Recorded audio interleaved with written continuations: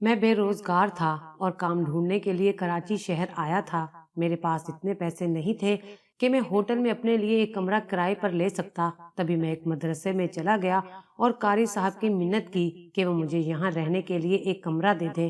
قاری صاحب دل کے بہت اچھے تھے، انہوں نے مجھے کمرہ بھی دیا اور کہا کہ جب تک تمہیں کوئی کام نہیں مل جاتا تمہیں کھانا بھی ہماری طرف سے دیا جائے گا۔ میں بہت خوش ہو گیا۔ اب قاری صاحب کی بیٹی روزانہ مجھے کھانا دینے آتی، میں اس کی طرف آنکھ اٹھا کر بھی نہیں دیکھتا۔ جب ایک دن وہ کھانا دینے آئی تو کمرے کا دروازہ بند کر دیا اور زور زور سے چلانا شروع ہو گئی کہ میں نے اس کے ساتھ بدتمیزی کی ہے۔ محلے والے سب جمع ہو گئے اور میری ایک نہ سنی اور مجھے بہت مارا۔ پھر زبردستی میرا نکاح اس لڑکی سے کروا دیا۔ میں نے فیصلہ کیا کہ میں اس لڑکی کی زندگی جہنم بنا دوں گا۔ پہلی رات ہی اسے ایسی اذیت دوں گا کہ وہ عمر بھر یاد رکھے گی۔ لیکن جب میں اس کے سامنے گیا تو اس نے روتے ہوئے اپنی ٹانگوں سے کپڑا ہٹا دیا تو اس کی ٹانگیں دیکھتے ہی میری آنکھیں آنسوؤں سے بھر گئیں، کیونکہ میرا نام عبداللہ ہے۔ میں 4 بہنوں کا اکلوتا بھائی تھا۔ ابو کے انتقال کو ابھی 1 ماہ ہی ہونے والا تھا کہ گھر میں بھوک ناچنے لگی تھی۔ تب امی میرے پاس آ کر بیٹھ گئیں۔ ان کے پر نور سے چہرے سے بڑا کرم جھلکتا تھا۔ وہ کہنے لگی، عبداللہ تم کہو تو میں کسی گھر میں کام ڈھونڈ لوں۔ میں امی کی بات سن کر دنگ رہ گیا تھا۔ میں بولا، کیوں امی، آپ ایسا کیوں کہہ رہی ہیں؟ خدا نخواستہ آپ پر ایسا دن کیوں آئے گا کہ آپ کو لوگوں کے گھروں میں کام کرنا پڑے گا؟ تب امی نے نظریں جھکا لی تھی۔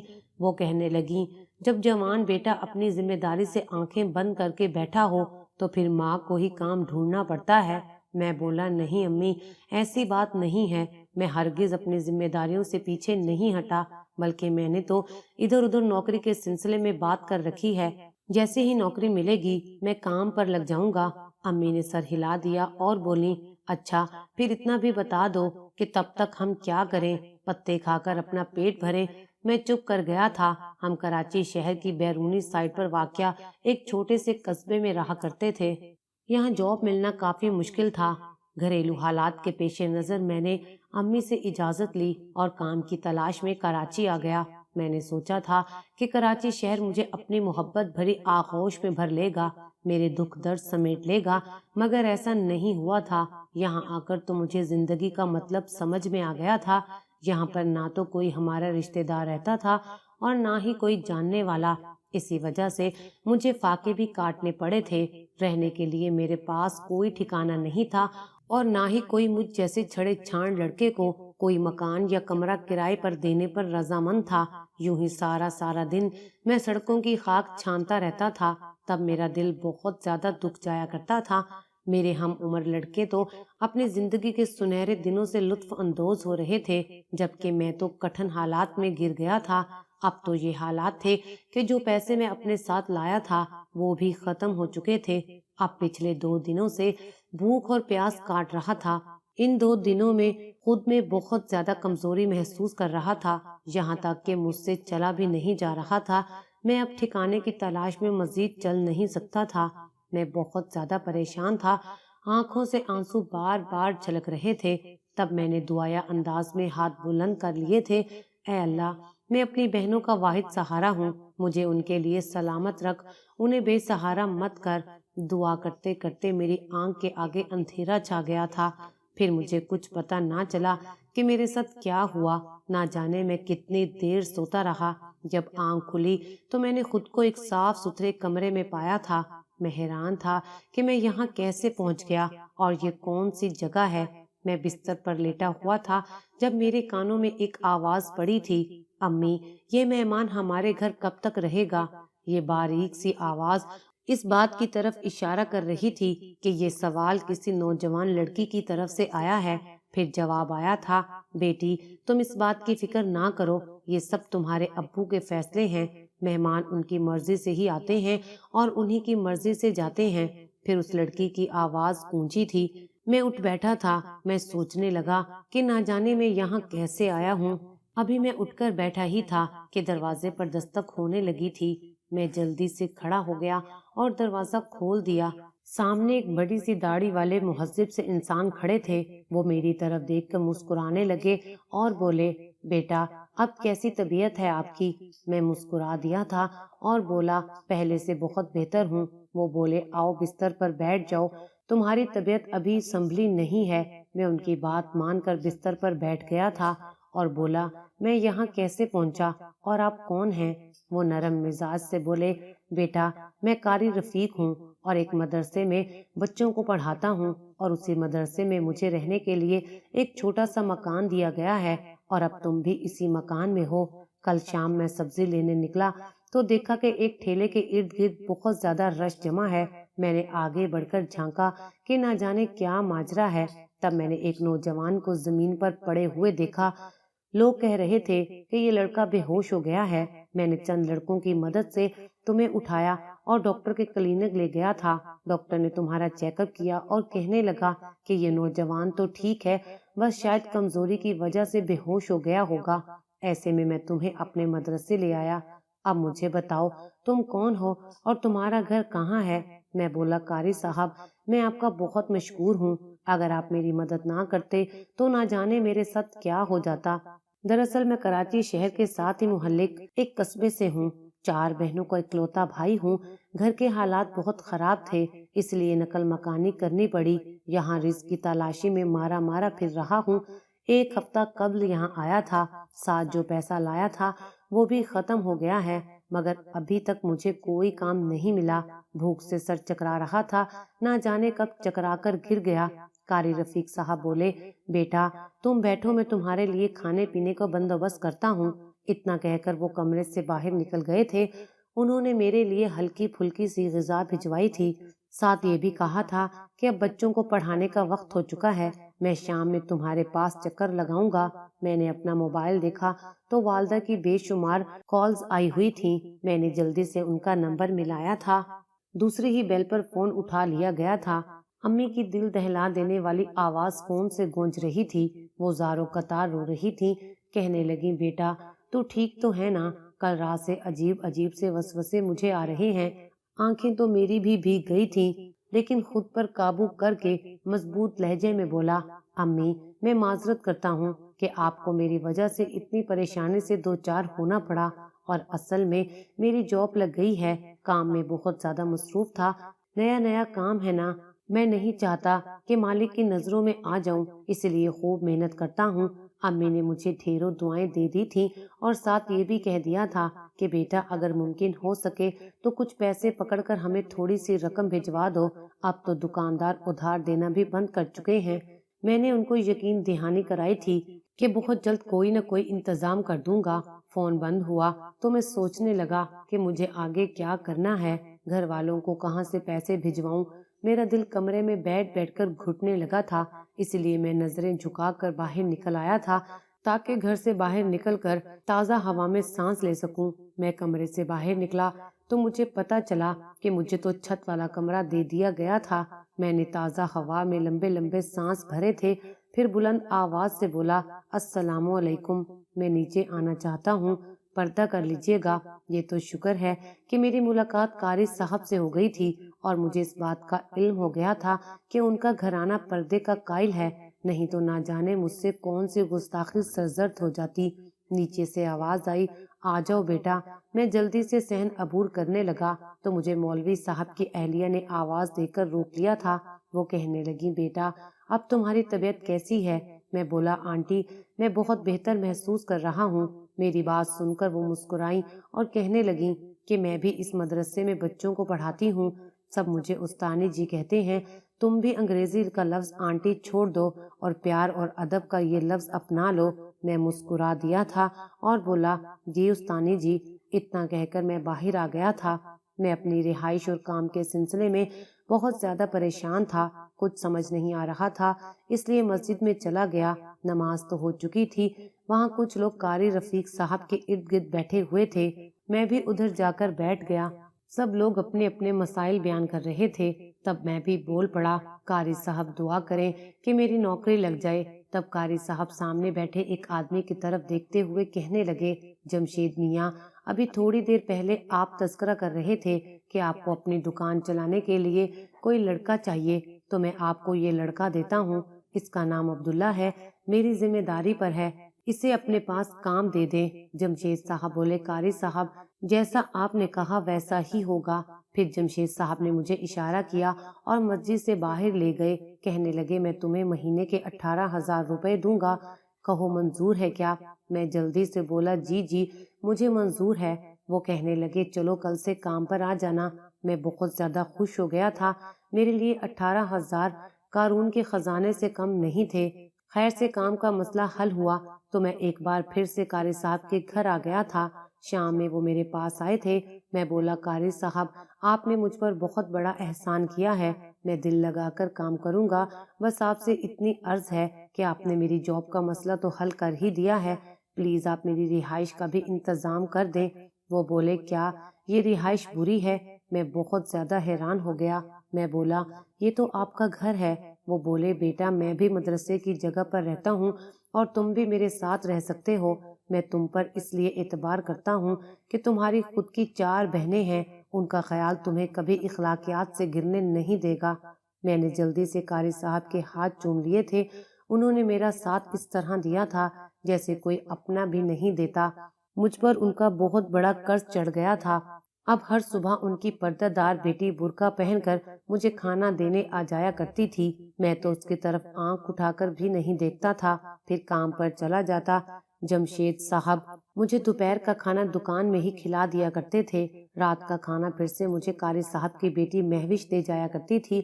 مجھے معلوم ہو چکا تھا کہ وہ بہت ہی باتونی لڑکی ہے، ہر وقت بس اپنی والدہ کے کان کھاتی رہتی ہے۔ میں چھت پر بیٹھا اس کی معصومیت بھری باتیں سن رہا تھا، مگر مجھے کیا علم تھا کہ وہ لڑکی جسے میں معصوم سمجھتا ہوں وہ میرے ساتھ کیا کھیل کھیل جائے گی۔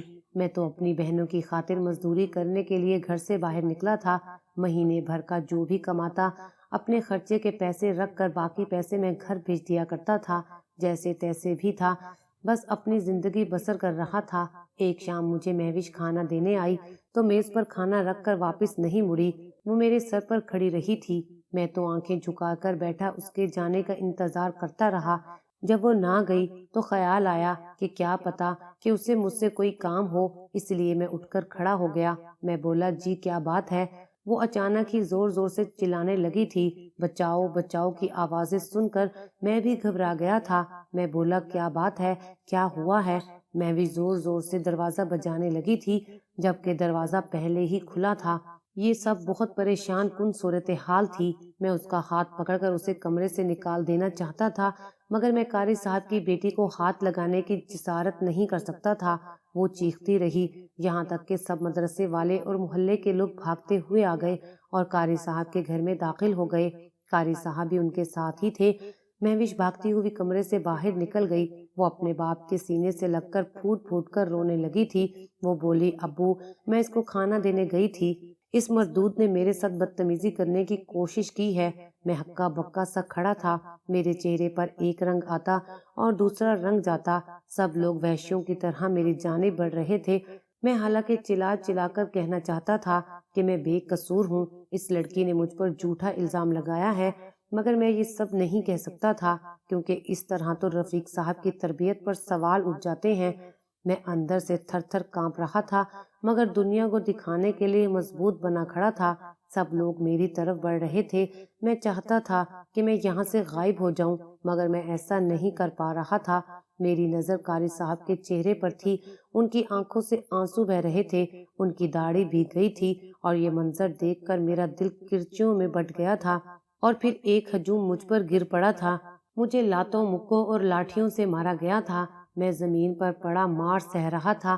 میری آنکھوں کے سامنے میری والدہ کا پر امید سا چہرہ گھوم گیا تھا، پھر باری باری میری 4 بہنیں میرے سامنے گھومتی رہی تھیں، میری آنکھوں سے آنسو نکل رہے تھے اور پھر اچانک میری آنکھوں کے سامنے اندھیرا چھا گیا۔ بے ہوشی نے میرا ساتھ دے دیا تھا، نہیں تو شاید میں اس ہجوم کی مار کھا کھا کر جان کی بازی ہی ہار جاتا۔ نہ جانے کتنے دن بعد میری آنکھ کھلی تھی، میں نے اپنے ارد گرد صرف خاموشی پائی تھی۔ تھوڑی دیر بعد ایک نرس میرے پاس آئی، وہ مجھے دیکھ کر مسکرانے لگی اور بولی شکر ہے آپ کو ہوش آ گیا ہے، آپ پورے 3 دن سے بے ہوش تھے۔ میں بولا کوئی میرے ساتھ آیا ہے کیا؟ وہ بولی جی ایک قاری صاحب ہیں، صبح شام آ کر آپ کا پوچھتے ہیں، آج جب وہ ہسپتال آئے तो उन्हें मेरे पास भेज देना। वो इस बात में सर हिलाकर चली गई थी। मैं सोचने लगा था कि जब रफीक साहब मेरे पास आएंगे तो मैं उनसे क्या कहूँगा, मैं बात कैसे शुरू करूँगा। यही सोच सोचकर मेरा दिमाग फटने लगा था। थोड़ी देर बाद ही दरवाज़ा खुला। कारी साहब कमरे में दाखिल हो चुके थे।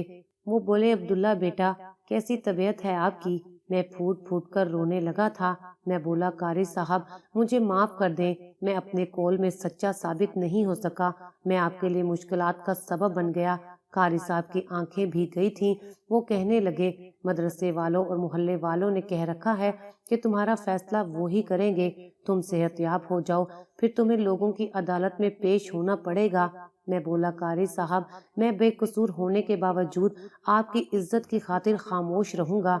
मेरी बात सुनकर वो चौंक गए थे। उनकी आंखें आंसुओं से भर गई थीं और वो उठकर चले गए। मैं मजीद 3 दिन अस्पताल में एडमिट रहा। फिर जब तबीयत संभल गई तो मुझे छुट्टी मिल गई। कारी साहब मुझे अपने साथ ले गए। वहां पर लोगों की अदालत लगी हुई थी। चंद मुअज्जिज अफराद सरबराही कुर्सियों पर बैठे हुए थे। वो कहने लगे, लड़के, तुमने इतनी घिनौनी हरकत क्यों की? तुमने अपने ही मोहसिन के घर नकबजनी करने की जुर्रत कैसे की? मैं बोला, मुझे इन तमाम हालात का बहुत अफसोस है। जो कुछ हुआ वो नहीं होना चाहिए था। फिर एक शख्स बोला, हम मोहल्ले के लोग इस फैसले पर पहुंचे हैं कि तुमने जिस लड़की को रुस्वा करने की कोशिश की है, हम उसे तुम्हारे निकाह में देकर तुम्हारी इज्जत बना देते हैं। मुझे उनके इस फैसले पर बहुत गुस्सा आया था। मैं ऐसी लड़की को शरीके हयात नहीं बनाना चाहता था जिसने सबके सामने मुझे रुस्वा कर दिया हो। उसने तो मेरी इज्जत 2 कौड़ी की नहीं छोड़ी थी, लेकिन मैं कारी साहब के एहसानात तले दबा हुआ था, इसलिए बोला, मुझे आप लोगों का ये फैसला मंजूर है। जबकि मैं तो दिल ही दिल में कुछ और सोचे बैठा था। मैंने इरादा कर लिया था कि जिस लड़की ने मुझे जमाने भर में रुस्वा कर दिया है, मैं शादी के बाद उसकी जिंदगी अजीरन कर दूंगा, बल्कि पहली रात ही उसे इतनी अजियत दूंगा कि वो जिंदगी भर याद रखेगी। उसका एक एक लम्हा अजियत बना दूंगा और वो रातों को उठ उठ कर अपने किए गुनाह पर मुझसे माफी मांगेगी। मैं उस वक्त इंतकाम की आग में जल रहा था। खैर, उसी वक्त मेरा निकाह पढ़वा दिया गया था। एक शख्स आगे बढ़कर बोला, मैं जानता हूँ कि अब कारी साहब इस लड़के को मदरसे में रहने के लिए जगह नहीं देंगे, इसलिए कारी साहब की बेटी की खातिर मैं अपना घर उन्हें रहने के लिए देता हूँ। मैंने उस शख्स को नफरत भरी निगाहों से देखा था, क्योंकि उस मोहल्ले में सबसे पहले मैं उसके पास ही गया था। मैंने उसकी बहुत मिन्नत समाजत की थी कि अपने किराए के घरों में से एक कमरा मुझे रहने के लिए दे दे, मगर उसने साफ इनकार कर दिया था और कहने लगा कि तुम कंवारे हो, मैं कंवारे लड़कों को कमरा नहीं देता, ये मेरे असूलों के खिलाफ है। अगर उस शख्स ने उस वक्त मुझे कमरा किराए पर दे दिया होता तो आज मैं इस मुसीबत से दो चार ना होता। खैर, मेरा और महविश का निकाह हो गया और हम उस घर में रुखसत होकर चले गए। मैं एक कमरे में जाकर बैठ गया था। महविश भी उधर ही आ गई। वो मेरे सामने आकर बैठ गई थी। आज मैं जिंदगी में पहली बार उसका चेहरा देख रहा था। वो बेइंतहा खूबसूरत थी, मगर ऐसे हुस्न का क्या करना जब सीरत इतनी भयानक हो। मैं सख्त लहजे में बोला, तुमने मुझ पर इतना बड़ा इल्जाम क्यों लगाया? जानती हो महविश, मैं तुम्हारी जिंदगी कांटों से भर दूंगा। वो मेरी आवाज सुनकर रोने लगी थी। वो बोली, मैंने जो कुछ भी किया अपने बाबा की खातिर किया। वो मेरी वजह से बहुत परेशान रहते थे। मुझे उसकी बात पर मजीद गुस्सा आया था। मैं बोला, बाप की इज्जत को पूरे मोहल्ले में रुस्वा करके कहती हो कि जो कुछ भी किया अपने बाबा के लिए किया। मेरी एक बात याद रखना, मैं तो तुम पर जिंदगी तंग कर दूंगा, मैं तुम्हारा जीना हराम कर दूंगा। तब वो फूट फूट कर रोने लगी और फिर उसने अपनी टांगों से कपड़ा हटाकर मेरे सामने कर दी थी। मैं महविश की टांग देखकर कांप गया था। वो तो गल सड़ चुकी थी। वो लंगड़ाकर चलती थी, मगर मैंने कभी इस बात पर गौर नहीं किया था। मगर आज उसकी टांग देखकर मैं अपने होश खो बैठा था। मैं बोला, महविश, ये क्या है? महविश रोते हुए बोली, अब्दुल्ला, मैं नहीं जानती कि ये सब क्या है। 1 साल का मेरी टांग पर छोटा सा फोड़ा बना था, वो देखते ही देखते इतनी संगीन सूरत हाल अख्तियार कर गया। अब वो मेरी वजह से बहुत परेशान रहते थे। उनकी आमदनी से सिर्फ हमारे घर का गुजारा ही हो पाता है और अब्बू किसी के सामने हाथ फैलाना अच्छा नहीं समझते, और ऐसी टांग के साथ मेरी शादी होना तो बहुत दूर की बात है। मेरे तो जीने के भी चांस नहीं है। मैं सारी सारी रात दर्द से तड़पती रहती हूँ, जबकि मेरे अब्बू मेरी तरफ देख देख कर रोते रहते हैं। میں اپنی زندگی کے آخری ایام ان کی نظروں سے اوجھل ہو کر گزارنا چاہتی تھی۔ میرے پاس کوئی اور صورت نہیں تھی، بس یہی ایک راستہ بچا تھا، اس لیے میں نادان بیوقوف لڑکی یہ سب کر بیٹھی۔ خدا کے لیے مجھے معاف کر دیں، ایک مرتے ہوئے انسان کی آپ سے التجا ہے۔ میں مہوش کی تکلیف دیکھ کر رونے لگا تھا۔ میں نے سوچ لیا تھا کہ اسے اس اذیت سے نجات دلوا کر ہی رہوں گا، اس لیے میں قاری صاحب سے اجازت لے کر ان کی بیٹی کو لے کر اسلام آباد کے لیے روانہ ہو گیا تھا۔ جاتے جاتے مولوی صاحب نے اپنی بیٹی کے علاج کے لیے مجھے تھوڑی سی رقم بھی دی تھی، جو انہیں ایک لڑکے کو حافظ قرآن بنانے پر تحفے کے طور پر ملی تھی۔ یہ میں نہیں لینا چاہتا تھا، مگر مجبور تھا کہ میں تو خود خالی ہاتھ تھا۔ میں اسلام آباد پہنچا تو پتا چلا کہ ایک ہفتہ قبل ہی امریکہ سے ایک بہت بڑا ڈاکٹر آیا ہے۔ میں نے اسی سے مہوش کا چیک اپ کروایا تو اس نے امید دکھائی تھی، اور پھر مہوش کا باقاعدہ علاج شروع ہو گیا۔ 3 ماہ کے علاج میں وہ بہت بہتر ہو گئی تھی۔ اس دوران میں ہاتھ پر ہاتھ رکھ کر نہیں بیٹھا ہوا تھا۔ میں نے قاری صاحب کے دیے ہوئے پیسوں کو سرمایہ کاری میں لگا دیا تھا، جس میں اللہ تعالیٰ نے بہت برکت پیدا کر دی تھی۔ میں نے بہت محنت کی تھی، جس کا اجر مجھے مل گیا تھا۔ میری بیوی ٹھیک ہو گئی تھی۔ قاری صاحب کے پیسے بھی میں نے انہیں واپس لوٹا دیے تھے، حالانکہ وہ پیسے نہیں لینا چاہتے تھے، لیکن اب میرے گھر کے حالات بہت بہتر ہو گئے تھے۔ میری ایک بہن کا رشتہ بھی طے ہو گیا تھا۔ اللہ تعالیٰ نے مجھے بہت زیادہ نوازا تھا۔ شاید اس کے پیچھے یہی وجہ تھی کہ میں نے قاری رفیق صاحب کی بیٹی کو محلے کے لوگوں کے سامنے رسوا نہیں کیا تھا، ساری بدنامی اپنے سر لے لی تھی۔ شاید اسی کا مجھے اجر مل گیا تھا۔ آج اس بات کو کئی سال گزر گئے ہیں اور میں اپنی بیوی مہوش کے ساتھ خوشی خوشی رہ رہا ہوں۔